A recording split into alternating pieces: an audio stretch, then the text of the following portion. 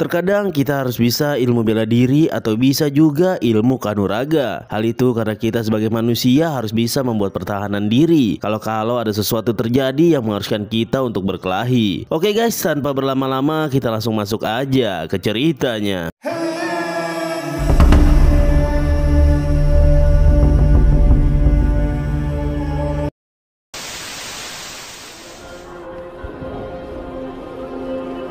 Di awal film kita diperlihatkan dengan penyiksaan terhadap tawanan perang. Dia adalah Freeman, tokoh utama dari film ini. Meski menjadi tawanan, tapi dia dapat dengan mudah melepaskan diri dari mereka semua guys.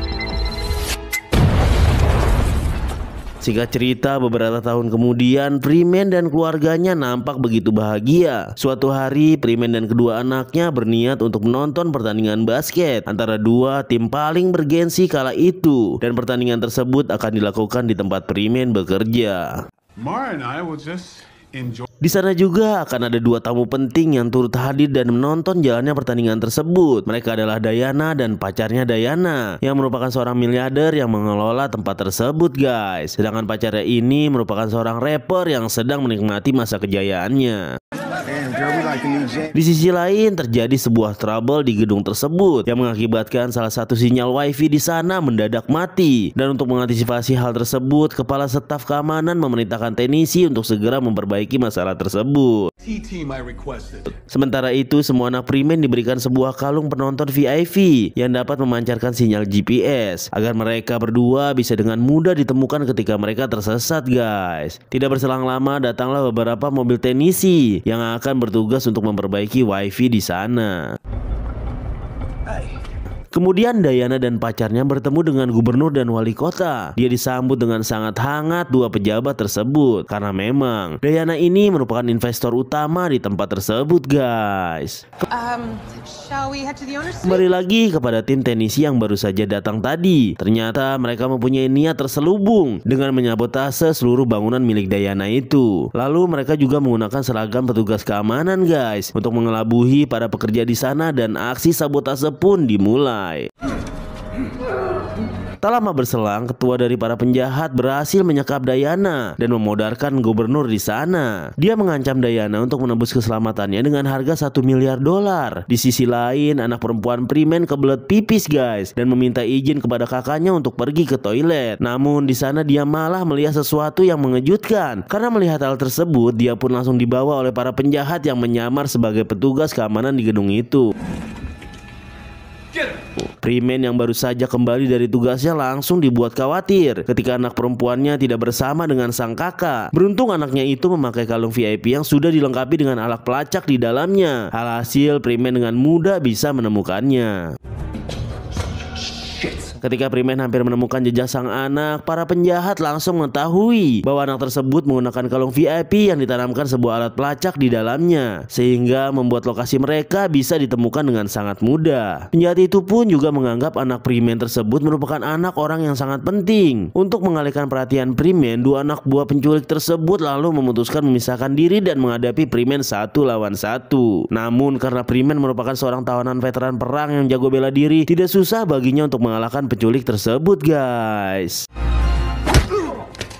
Sementara itu, Diana mulai menyadari alasan dari penangkapan mereka. Ternyata dulunya kelompok penjahat tersebut merupakan mantan agensi CIA anti-teroris. Mereka memodalkan sebuah keluarga muslim dengan dalih bahwa tempat tersebut merupakan tempat persembunyian teroris. Kemudian dengan jiwa sosialnya, Diana menyamar seorang pengacara untuk menuntut mereka semua dari hal apa yang telah mereka lakukan. Mereka semua dinyatakan bersalah dengan memodalkan satu keluarga dalam kasus penyergapan ilegal tersebut. Karena apa yang dilakukan Diana itu, penjahat tersebut kini menuntut balas dendam kepada dirinya.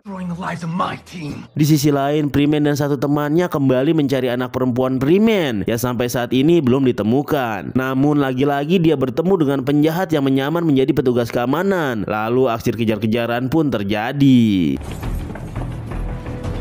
Setelah terlepas dari kedua orang yang mengejarnya, Freeman bertemu dengan seorang wanita yang merupakan salah satu dari anggota mereka, dan dia kini sedang merakit sebuah petasan.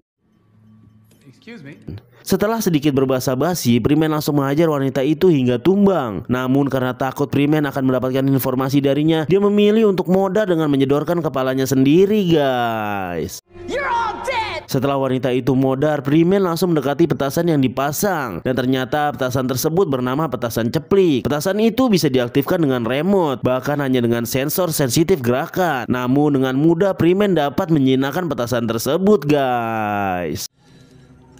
Sementara itu, ketua perampok yang melihat keganjilan di lapangan langsung menghubungi anak buah yang bertugas memasang petasan tersebut. Namun ternyata yang mengangkat panggilan tersebut adalah Freeman. Seketika itu juga baik Freeman ataupun si ketua perampok itu langsung mengerti dengan situasi masing-masing. Kemudian si ketua meminta agar seluruh anak buahnya menangkap Freeman, sedangkan Freeman sendiri masih memfokuskan diri untuk mencari anaknya yang diculik oleh mereka. Namun sebelum pencarian dilanjutkan, Freeman kembali menemui anak lelakinya dan memintanya agar dia tidak beranjak sedikit pun dari tempat duduknya walau apapun terjadi. Freeman dan sahabatnya pun mulai mencari sudut demi sudut, pintu demi pintu, dan semua ruangan yang mereka perkirakan telah dipasangi petasan oleh penjahat tersebut. Dan benar saja terdapat puluhan petasan yang telah dipasang oleh mereka. Namun semuanya berhasil dijinakkan dengan mudah oleh Freeman, guys. Sementara itu, dua orang yang tadi mengejarnya kini mengejarnya lagi, dan aksi kejar-kejaran pun tidak terelakkan.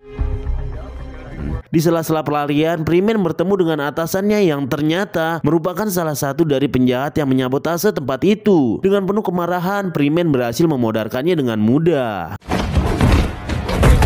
Tiba-tiba ketua penjahat kembali menghubungi Freeman. Dia mengatakan bahwa anaknya sedang bersama mereka, dan jika ingin anaknya selamat maka dia tidak boleh ikut campur dalam urusannya, guys. Beberapa saat kemudian Freeman berhasil ditemukan oleh 3 penjahat yang tadi mengejarnya, dan perkelahian di antara mereka pun tidak terelakkan lagi.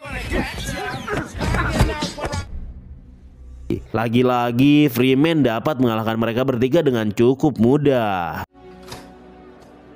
Setelah mengetahui lokasi di mana anaknya berada, Freeman dengan sahabatnya pun mulai menyusun rencana untuk masuk ke tempat tersebut dengan membuat sedikit kejutan bersamanya. Sementara itu, si ketua penjahat memberikan Diana sebuah kotak yang berisi remote petasan itu untuk mencetarkan dirinya beserta sisi gedung yang mereka tempati. Di sisi lain, rekan Freeman tidak sengaja menemukan satu petasan tersisa yang belum dijinakkan oleh Freeman. Meski telah mempraktekkan cara yang digunakan oleh Freeman dalam menjinakkan petasan itu, tetap saja dia tidak bisa menjinakkannya, guys. Dan ketika si ketua hendak menekan tombol pemicu yang telah mereka pasang, tiba-tiba Freeman datang dan mengejutkan mereka semua. Di sana dia berhasil menumbangkan beberapa orang anak buah dari ketua penjahat tersebut.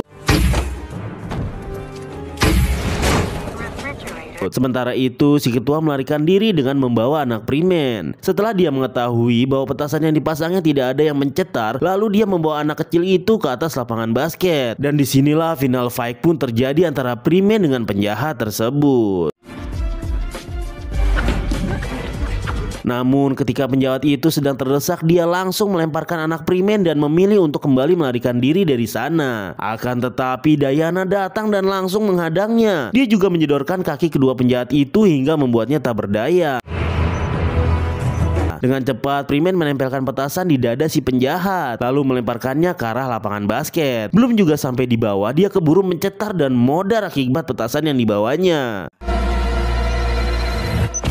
Setelah kejadian itu, akhirnya mereka semua kembali hidup bahagia. Lalu cerita film ini pun usai, guys. Oke guys, sekian dulu alur cerita film Welcome to Sudden Death 2020. Semoga kalian mendapatkan pelajaran dari film ini. Jika kalian suka dengan cara saya bercerita, silahkan like, share, subscribe, dan komen. Sampai jumpa lagi di alur cerita film selanjutnya. Salam brother, sister.